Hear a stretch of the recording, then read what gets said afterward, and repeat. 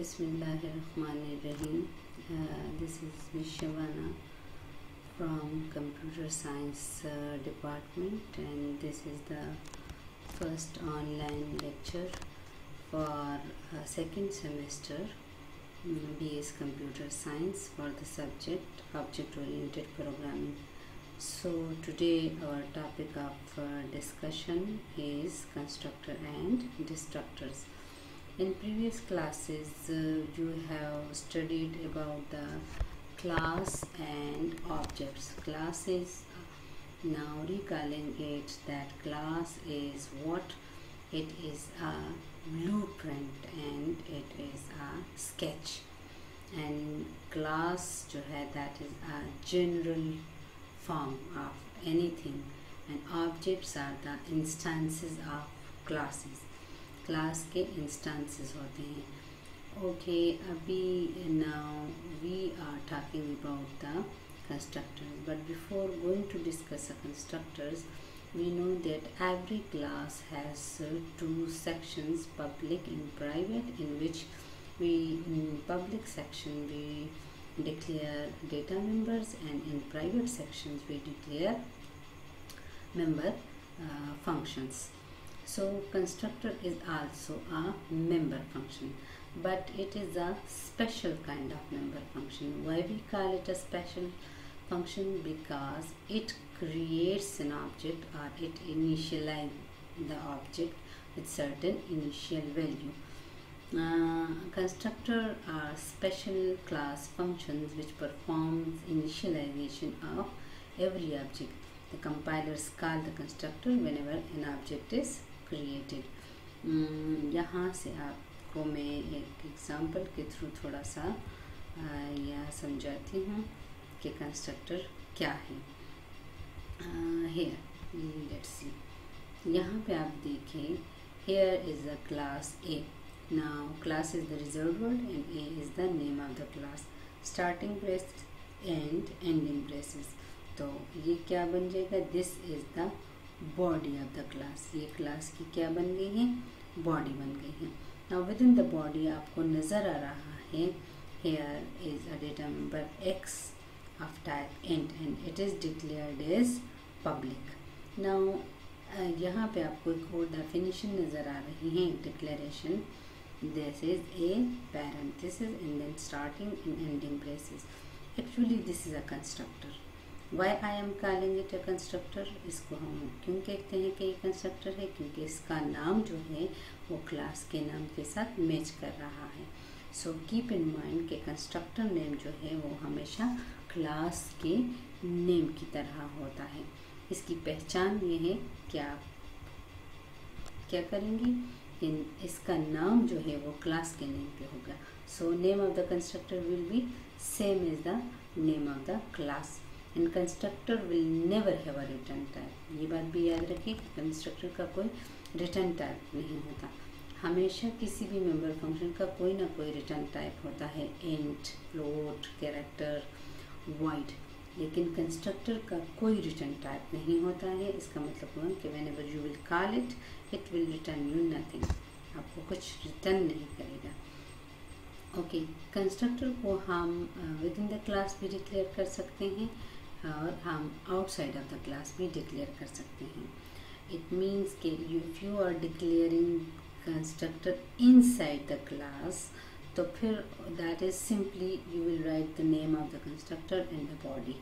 लेकिन अगर आप उसको outside of the class body declare करना चाहते हैं, then you will use the scope resolution operator. ये आपको डबल फुल कोलन नज़र आ रहे हैं.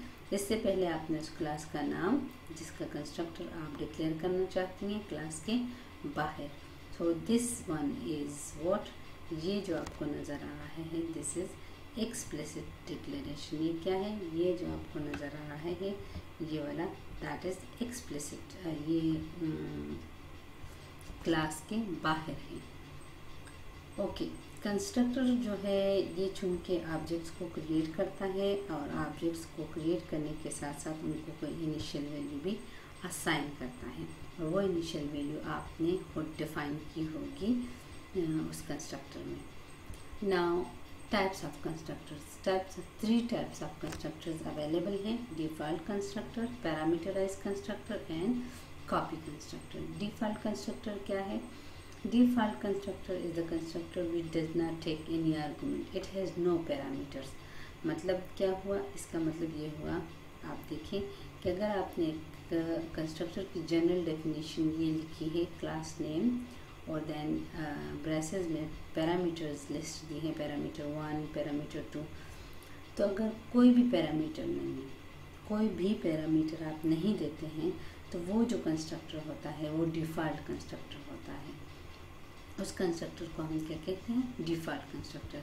Now here you can see, इस एग्जांपल में आप देखें, cube is the name of the class, और इसी क्लास के अंदर आपको एक कंस्ट्रक्टर नज़र आ रहा है क्यूब के नाम से। लेकिन अगर आप देखें तो इसके पैरेंथेसिस जो है दैट आर एम्प्टी, ये एम्प्टी है। एम्प्टी होने की वजह से हम इसको क्या कहेंगे कि इट इज़ व्हाट, ये आपके पास क्या है? डिफ़ॉल्ट कंस्ट्रक्टर है। हाँ, ऑब्जेक्ट जो है वो डिफ़ॉल्ट कंस्ट्रक्टर के ज़रिए अगर आप बनाते हैं तो कैसे बनाते हैं?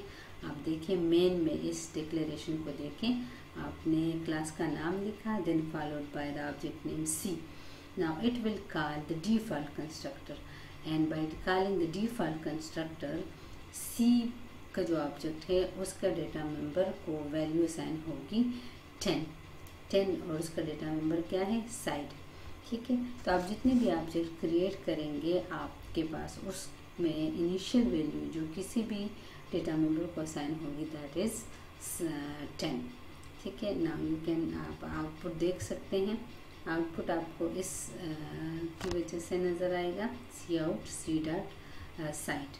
ठीक है, आप ट्राई कीजिएगा इस प्रोग्राम को एडिटर पे and then observe. Okay, default constructor जो है वो इम्पोर्टेंट होता है किसके लिए? For initialization of object member that even if we do not define a constructor explicitly.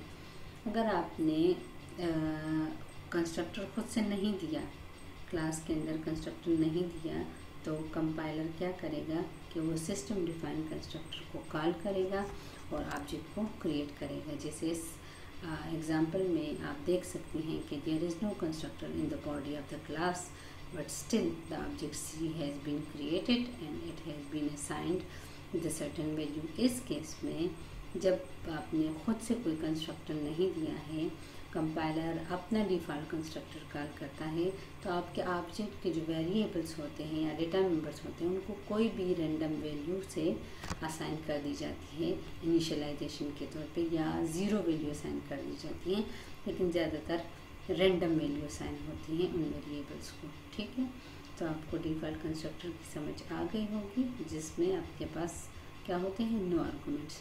Parameterise constructor, दूसरा कंस्ट्रक्टर हमारे पास जो टाइप है दैट इज़ पैरामीटराइज कंस्ट्रक्टर। ये कौन सा कंस्ट्रक्टर होता है? These are the constructor with parameters. Simply default में पैरामीटर्स नहीं होते हैं, इन द पैरामीटराइज कंस्ट्रक्टर में पैरामीटर्स एग्जिस्ट करते हैं। जैसे आप इस एग्जांपल में देख सकते हैं, here cube is the class name and you are having a cube what, आपके पास नज़र आ रहा है एक आर्गुमेंट, एक पैरामीटर डिक्लेयर है x, तो इसका मतलब है कि ये जो कंस्ट्रक्टर है ये पैरामीटराइज कंस्ट्रक्टर है। व्हेनेवर आप ऑब्जेक्ट इस कंस्ट्रक्टर के थ्रू जब क्रिएट करेंगे तो आप मेन से उस ऑब्जेक्ट को लाजमी एक वैल्यू पास करेंगे ऑफ टाइप इंट। जैसे आप देख सकते हैं यहाँ पे मेन में C1 और पैरेंथेसिस में 10 और आप C2 पैरेंथेसिस में 20, C3 पैरेंथेसिस में 30। तो इसका मतलब है कि आपने डिफ़ॉल्ट कंस्ट्रक्टर के ज़रिए C1, C2, C3 को क्रिएट किया और उनको इनिशियल वैल्यू 10, 20 और 30 पास किया और इनिशियलाइज किया। जब आप इस आउटपुट का, इस प्रोग्राम का आउटपुट ऑब्जर्व करेंगे तो आपको C1 dot side, C2 dot side और C3 डॉट साइड के जो सी आउट स्टेटमेंट्स हैं उनसे 10, 20, 30 आउटपुट मिलेगा। खैर आप इसको खुद ट्राई करें और चेक करें, राइट। जो थर्ड कंस्ट्रक्टर है that is a copy constructor. Copy constructor नाम से ही जाहिर है कि it will use for the copy purposes. आपने पहले से ये एक ऑब्जेक्ट क्रिएट किया हुआ है and you want to make an exact copy